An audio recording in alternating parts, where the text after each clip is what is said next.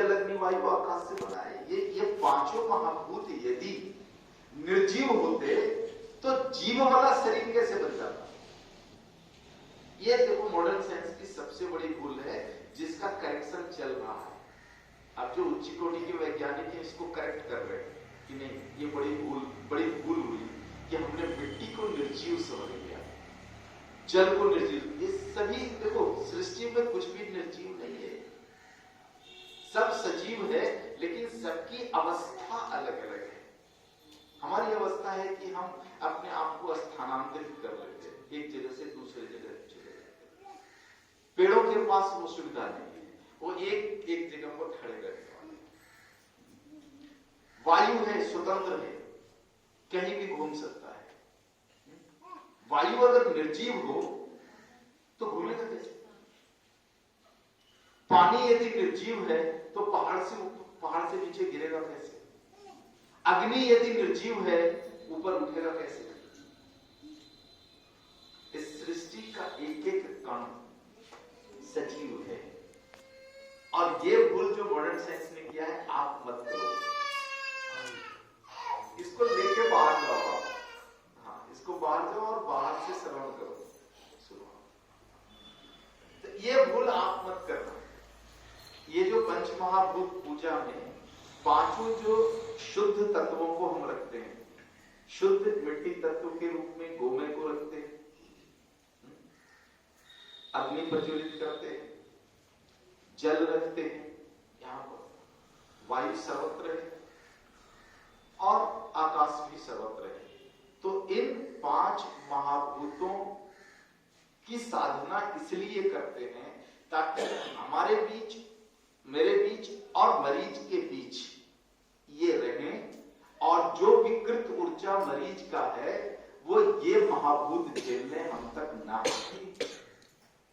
तो स्वयं को बचा करके रखना है चिकित्सा करते हुए, तब आपको कुछ ऐसे जीवन में प्रयोजन करने पड़ेंगे। बिना प्रयोजन के आप करोगे तो महर्षि रमन जैसे लोग भी संकट में फंस गए, फिर हमारी क्या औकात है बताओ। तो इन महाभूतों को साधिए, और साधने के लिए ही इसमें स्वर को जोड़ा है। इसमें सबसे पहले किसको जोड़ा है? गायत्री छंद को जोड़ा है। तो इस सबसे दुनिया में सबसे ज्यादा स्वर गायत्री छंद में समाये हैं, इसलिए सर्वप्रथम गायत्री छंद का उच्चारण करते हैं। सबसे ज्यादा स्वर है, कम शब्दों में इतना ज्यादा स्वर किसी भी छंद और मंत्र में नहीं है दुनिया में, इसलिए उसको जोड़ा है ताकि इस पूरी प्रक्रिया में हम स्वर की साधना ज्यादा से ज्यादा करें। इसके बाद महामृत्युंजय जोड़ा है। महामृत्युंजय में भी बहुत ज्यादा स्वर है, गायत्री से कम है लेकिन बहुत ज्यादा स्वर है। और अंततः देखो, अंततः क्या है? क्या हम चिकित्सा करते हैं? आप चिकित्सा करते हैं? चिकित्सा कौन कर रहा है? गाय कर रही है। हमारी भूमिका तो उनके मध्य में है, मरीज और गाय। मरीज गाय को नहीं समझ पा रहा है, गाय के गव्यों की समझ नहीं है मरीज को, इसलिए हम बीच में हैं समझाने के लिए। तो हम तो बीच वाले हैं, चिकित्सा हम थोड़ी कर रहे हैं, चिकित्सा तो गाय कर रही है। हमारी भूमिका इतनी है कि मरीज को समझ नहीं है कि गोमूत्र क्या है, गोमय क्या है, दूध क्या है, समझ नहीं है। तो प्रकृति ने हमें बीच में बिठा दिया है समझ देने के लिए। लेकिन चिकित्सा कौन कर रहा है? गाय तो कर रही है। गोमूत्र कौन बना रहा है? गाय बना रही है। गोमय कौन बना रहा है? गाय बना रही है। आप तो केवल, आपका काम क्या है? बोटलिंग कर रहे हैं, इतना ही कर रहे हैं। आपने चिकित्सा करते हुए अनुभव किया होगा कि अर्घ गोमूत्र सीधे भी पिला दो तब भी ठीक होता है। तो अर्घ बना के बोटलिंग करना तो व्यवसाय है, क्योंकि इस काम को करते हुए हमारा परिवार कैसे चलेगा, हमारा खर्चा कैसे निकलेगा। इसलिए गव्यों का रूपांतरण मात्र व्यवसाय है, और व्यवसाय करना पड़ेगा क्योंकि हमें भी अपना परिवार चलाना है। तो औषधि का निर्माण कौन कर रहा है? गाय कर रही है। आप गोबर सीधा खिला दो मरीज को, काम करता है ना। और रूपांतरण करके कर दो तभी करता है ना काम। तो जरूरत क्या है रूपांतरण करने की? रूपांतरण करने की इसलिए जरूरत है कि बीच में मीडिएटर का पेट भरे।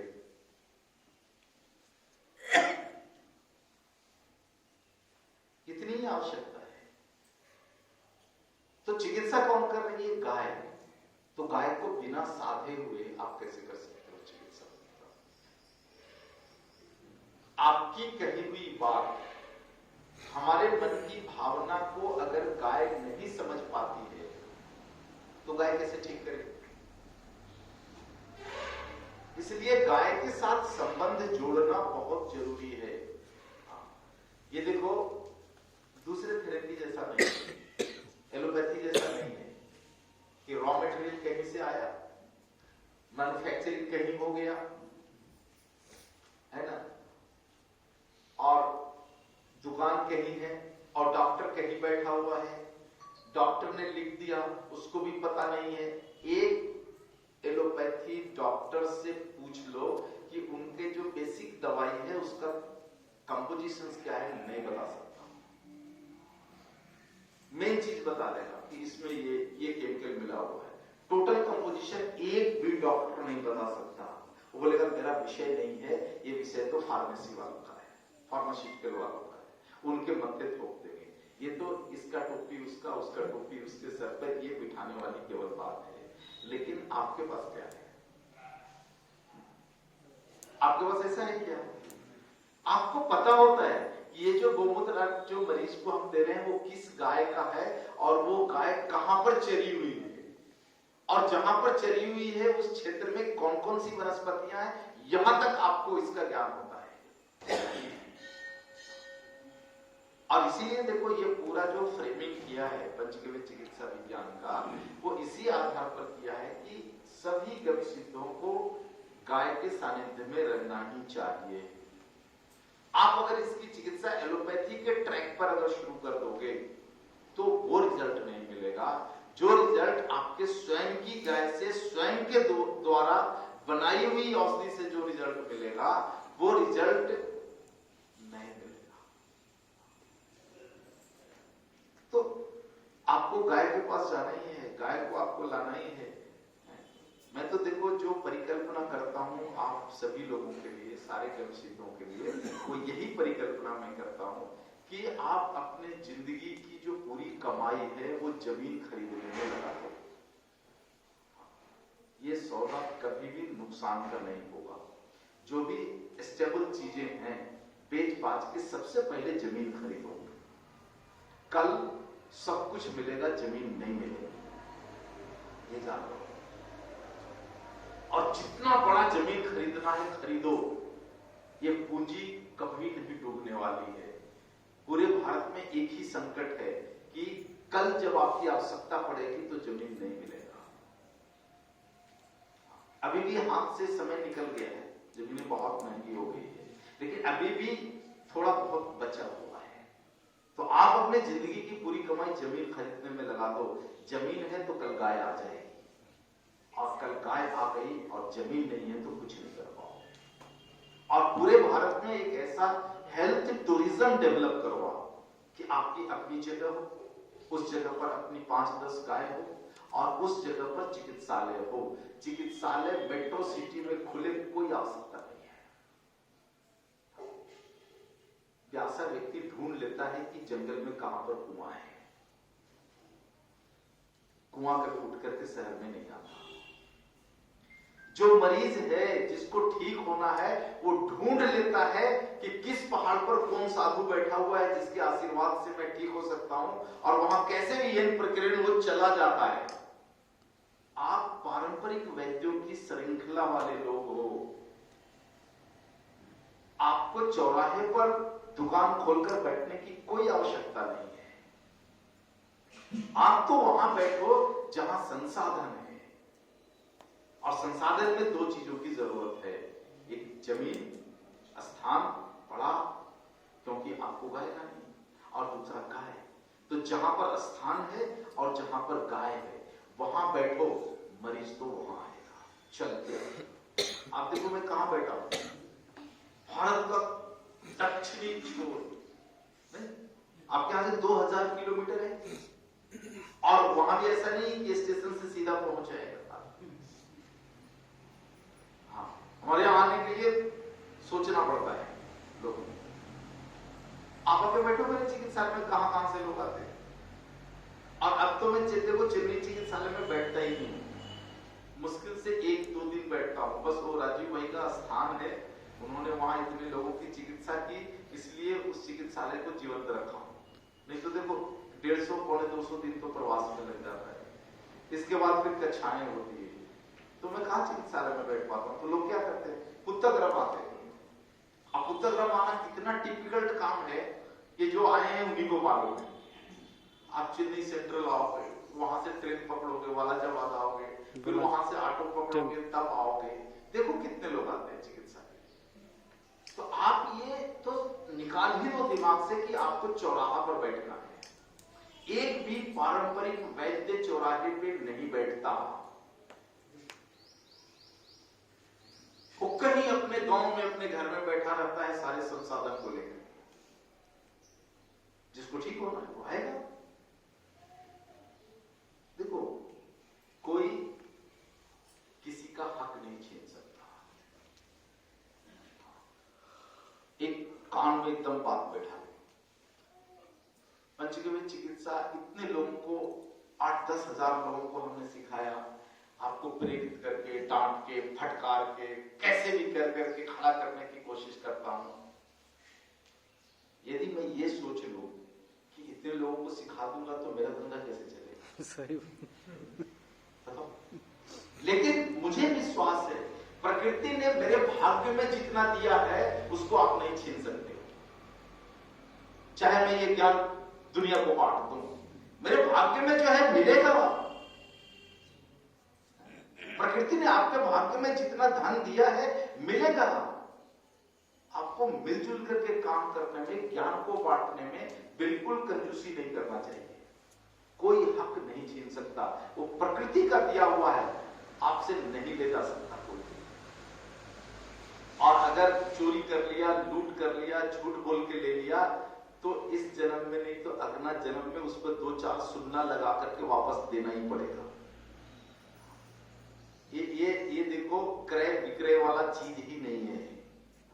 इसलिए आपसे कोई लूट ले, बेईमानी कर ले, ये कर ले, शांत रहना बेहतर है। हाँ, वो जितने दिन के बाद लौटाएगा ना उतना सुन्ना लगा करके लौटाना पड़ेगा उसको, और वो प्रकृति लौटवाती है, आपको चिंता करने की जरूरत नहीं है।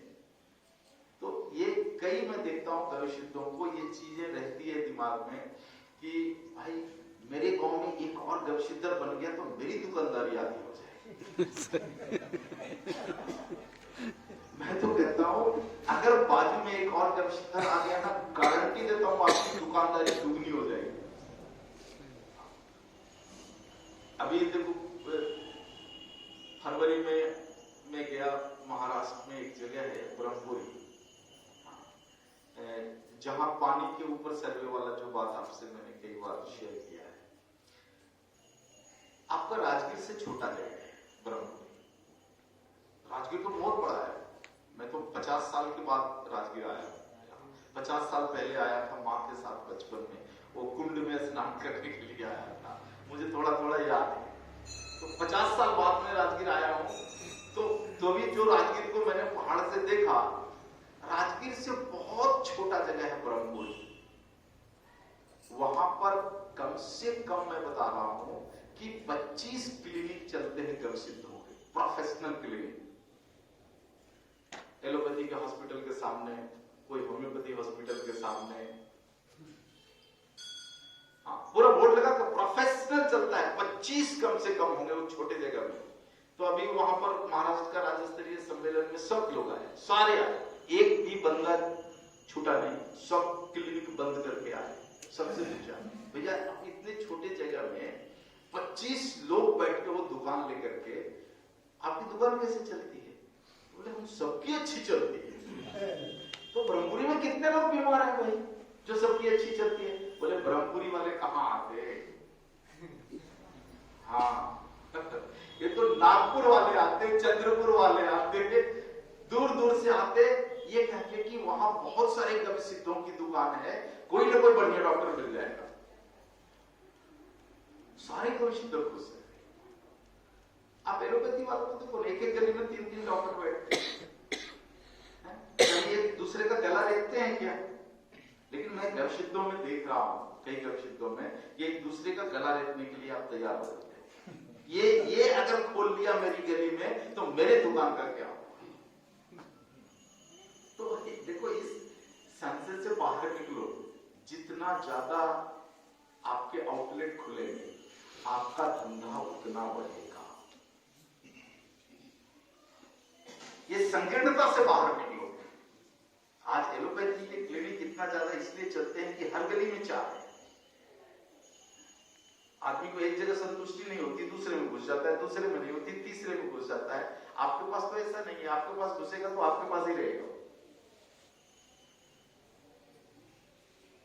ये संकीर्णता से बाहर निकल जाओगे, क्या करते हैं? बहुत सारे राज्य के कवि सिद्ध इस संसद से बाहर निकल गए।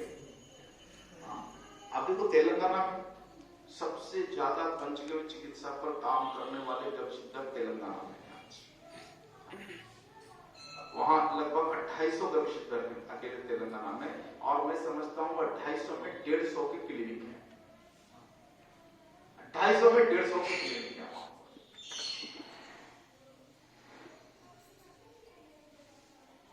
जो नॉन मेडिकल प्रोडक्ट है उसको बेचने में प्रतिस्पर्धा है उनमें भी, लेकिन क्लिनिक में देख रहा हूं कि ऐसा कुछ भी नहीं, आराम से काम। तो ये संकीर्णता को बाहर निकालो, और जब भी सम्मेलन होता है, सम्मेलन में आइए, आपको एक ऊर्जा मिलती है, आपको महसूस होता है कि इस भीड़ में आप अकेले नहीं खड़े हो। जो नहीं आते हैं उनमें वो फीलिंग करेंगे, लेकिन जो आते हैं आपको नहीं लगता कि आपके साथ इतना बड़ा परिवार खड़ा है। अब देखो, एक बात नहीं कहनी चाहिए, लेकिन कहता हूं, क्या करूं, कहना ही पड़ता है। जिंदगी का मजा उसी में है कि कमाओ और खर्च करो, इसी में जिंदगी का मजा है।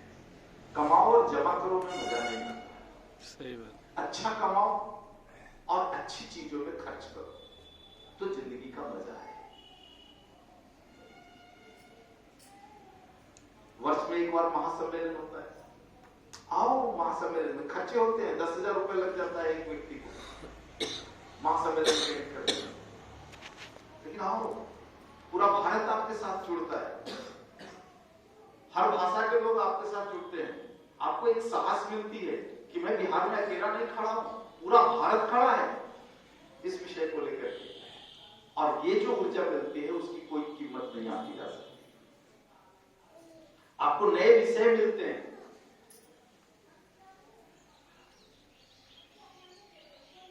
उसी का छोटा रूप है ये राज्य स्तरीय सम्मेलन। और एक विषय तो और मैं देखता हूं, विशेष करके कुछ राज्यों में है, आपसे भी गंदा पॉलिटिक्स जो है ना कवि सिद्धों में, उड़ीसा में है। आप तो थोड़ा नीचे से ऊपर हो। जहां जहां ऐसे गंदी राजनीति आपस में हो गई है ना, वहां विस्तार नहीं हुआ है, और विस्तार नहीं हुआ है तो लोग जानते भी नहीं कि पंचगव्य क्या है। इस दृष्टिकोण से देखता हूं ना मैं, तो ये दक्षिण वाले राज्य बड़ी तेज गति से चल रहे हैं, बहुत तेज गति से चल रहे हैं, और बहुत अच्छा काम कर रहे हैं। तो वहां के दक्षिण भारत के जितने बड़े संगठन हैं वैद्यों के, ये सारे संगठन अपने से जुड़ने के लिए लालायित रहते हैं। ये कवि को जोड़ लो तो हमारी ताकत बढ़ जाएगी। इसलिए तो केरल वैद्य सभा ने मुझे संरक्षक बना रखा है।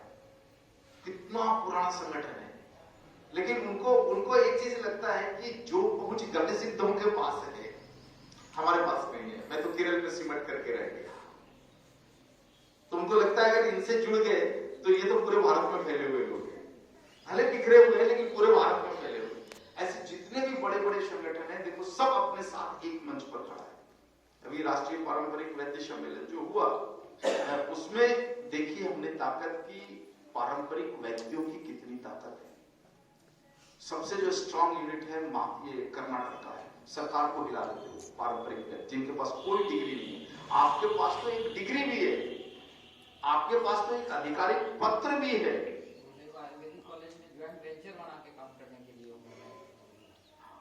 देखो सब जगह से मैं बता रहा हूं ना, जब मैंने एक बात छोड़ी केवल लॉकडाउन में कि इसको यूनिवर्सिटी लेवल में लेकर के जाना है, 10 से ज्यादा यूनिवर्सिटी हमारे पास आ गए कि हमारे साथ टाइप करो, हमारे साथ टाइप करो, हमारे साथ टाइप करो।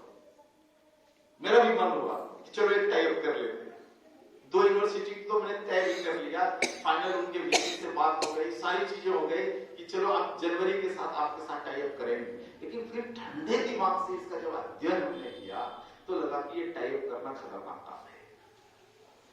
खतरनाक काम इसलिए है कि आज जो इतने कम राशि में आप इस काम के लिए तैयार हो जाते हो, यूनिवर्सिटी लेवल पे जाने में कम से कम मैं वहां देख रहा हूं बजट 10 लाख से ऊपर का जा रहा है एक विद्यार्थी। यहाँ तो 30-35 हजार में रोना होता है। सही बात। फिर 10 लाख में अगर कभी सिद्ध बनने लगेंगे तो क्या करूंगा? तो हमने भी उसको स्थगित ठंडे बस्ते में रखा है। अभी थोड़ा रुक जाओ, करेंगे, मना नहीं किया है। और फिर वो जीवन का 5.5 साल, मतलब कोई भी यूनिवर्सिटी इस विषय को 3 साल से कम में पढ़ाने को तैयार नहीं है। क्यों तैयार नहीं है? तो कहती है सरकार मानेगी नहीं। जो यूजीसी के रूल रेगुलेशंस है उसके अनुसार कम से कम डिप्लोमा डिग्री देने में 3 साल तो आपको फुल टाइम पढ़ाना ही पड़ेगा, तभी यूनिवर्सिटी ग्रांट कमीशन उसको लीगल माने। अगर उनके पास जाके बैठे तो, यूजीसी में जाकर के बैठ के काम किए तो 3 साल, तो कोई बच्चा को 3 साल कहीं रह करके उसी ट्रैक पर जो मैकोले वाला ट्रैक है उसी ट्रैक पर पढ़ करके काम करे। तो मैं तो देख रहा हूँ 5.5 साल एमबीबीएस करने के बाद भी उनके हाथ कांपते हैं 2 दवाई लिखने में। हाँ, उनको भी 1.5-2 साल कहीं जाके अप्रेंटिस करना पड़ता है। होम्योपैथी वालों को भी वही दशा देख रहा हूँ, और बीएमएस वालों की तो दशा उससे भी बुरी है। उनको एक बुखार का दवाई देने में उनको सोचना पड़ता है, अपने सीनियर से बात करना पड़ता है कि क्या दे दो, क्या करो। तो इन सब चीजों को जब मैं कंपेयर करता हूं आपस में ना, तो मुझे लगता है आप तो भले अच्छे हो, क्या समय दिया आपने और क्या धन दिया आपने, कितना पैसा खर्चा कर लिया और कितना समय दे दिया। और जो कर्मठ है ना, वो तो 1 सेमेस्टर के बाद अर्घ और गड़बड़ी बनाने लग के कमाना शुरू कर देता है। नहीं करता क्या? जो कर्मठ है उसके लिए मैं कर रहा हूं। 1 सेमेस्टर में गया, उसको अर्घ बनाना सिखा दिया, गड़बड़ी बनाना सिखा दिया, और कह दिया कोई भी बीमारी में दे दो चलता है। मैं देख रहा हूं बहुत सारे 1 सेमेस्टर 5 दिन तक खत्म होता है और उनकी कमाई शुरू हो जाती है। अगर इसको यूनिवर्सिटी लेवल में लेकर के गए तो ये सारा बंद हो जाएगा। कमा के पढ़ने का आपका दरवाजा ही बंद हो जाएगा, क्योंकि वो आप पे अलाउ नहीं करेगा। तो ऐसे बहुत सारे फैक्टर हैं जिसके कारण अभी उसको हमने ठंडे बस्ते में रखा है। थोड़ा करो, देखेंगे, करेंगे, उसको भी सोचेंगे उसको। तो आप देखो, पढ़ाई से लेकर के, गाय को रखने से लेकर के, चिकित्सा को लेकर के सारे विषयों पर गंभीर हो जाओ, तो आपको इससे संकट नहीं है।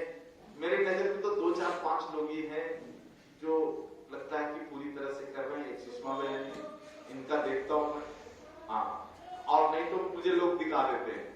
हाँ, मैं भी व्हाट्सएप पे ज्यादा नहीं बैठता तो दिखा तो देते हैं हमें। इनका जो है काम संतोषजनक चल रहा है। एक उपेंद्र जी हैं, इनका भी काफी जानकारी हमें मिलते रहता है कि ग्राउंड लेवल पर होकर के काम कर रहे हैं। संजय जी हैं, गाय नहीं रखा, इन्होंने कुछ भी नहीं रखा, लेकिन ठीक है, गाय है, 5 गाय है। तो अब इनको तो मैं इसलिए जो है इनको सुभाषिष देते रहता हूं कि जो आदमी अपना कैरियर एलोपैथी फार्मेसी में बना लिया, वो अगर इसमें आता है तो इनकी तो तारीफ करनी चाहिए। और ऐसे और 2-4 लोग हैं, और शेष तो बस वही बैठे कि पढ़ लिया है, सरकार गाय दे देगी और सरकार जगह दे देगी तो काम शुरू कर लूंगा और तब तक तो मैं बैठे रहता हूं। तो ये एक निजी सोच से थोड़ा बाहर निकलो। इतना बड़ा देखो पूरे भारत में इंफ्रास्ट्रक्चर खड़े हो गए हैं। ये कम है कि लगभग हर राज्य में देखो विस्तार केंद्र है, चाहे जिस रूप में ये एक सुविधा खड़ी हो गई। आपको तमिलनाडु में इतना बड़ा इंफ्रास्ट्रक्चर खड़ा हो गया, सारा कुछ खड़ा हुआ, क्या सरकार से 1 रुपया लिया क्या? तो जब इतना बड़ा इंफ्रास्ट्रक्चर सरकार की बिना मदद के खड़ा हो सकता है, तो बिना सरकार की मदद से आपका एक छोटा सा चिकित्सालय क्यों नहीं हो सकता खड़ा? एक जो दूसरी सुविधा आपके लिए है उसका भी आप लोग लाभ नहीं लेते हो।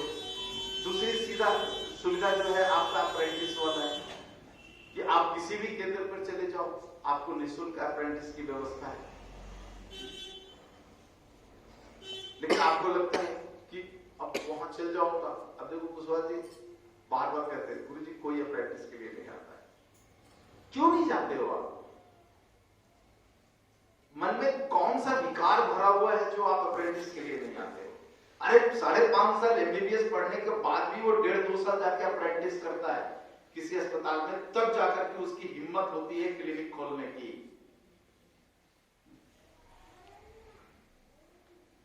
और देखो कितनी सुविधा है आपके पास। जो अप्रेंटिस करते हैं ना, वो कहीं बाहर कमरे लेकर के आते हैं, अपने खर्चे से हॉस्पिटल में 1.5 साल तहवील दे करके लिखना सीखते हैं। आपको तो हर केंद्र में खाने और रहने की व्यवस्था है, आपको कुछ 1 रुपया नहीं लग रहा है।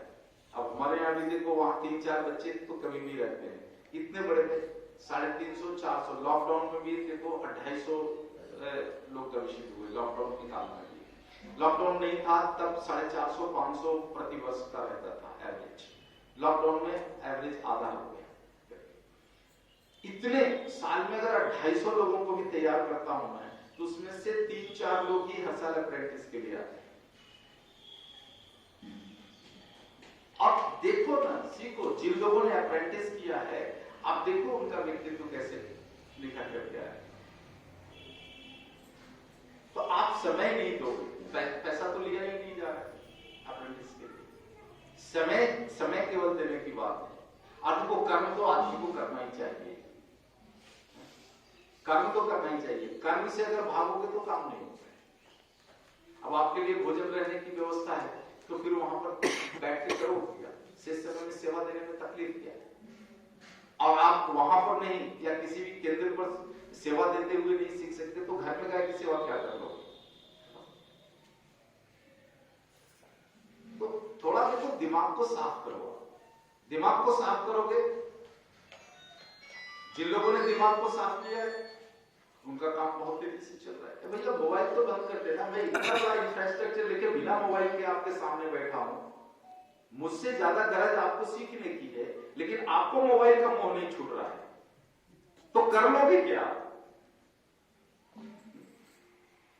अरे मेरे पास चिकित्सालय है इतना बड़ा, उसका लोड है। भारत में 23 विस्तार केंद्र है, उसका लोड है। इतने सारे लोग पढ़ रहे हैं, उनका लोड है। 350 गैया है हमारे पास, उसका लोड है। इतना सारा कुछ करके भी मैं बिना मोबाइल के बैठा हूं, क्योंकि मुझे सिखाने का है कि आप खड़े हो जाओ। लेकिन सीखने वाला व्यक्ति अपना मोबाइल का लोभ नहीं छोड़ रहा है। क्या कर लोगे आप?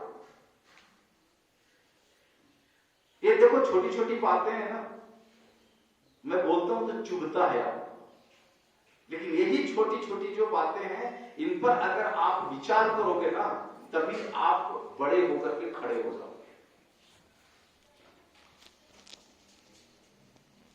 पंचमहाभूत पूजा को आप लोग एकदम दिल से निकाल दिए कि क्या गुरुजी ने ये पूजा पाठ सिखा दिया है।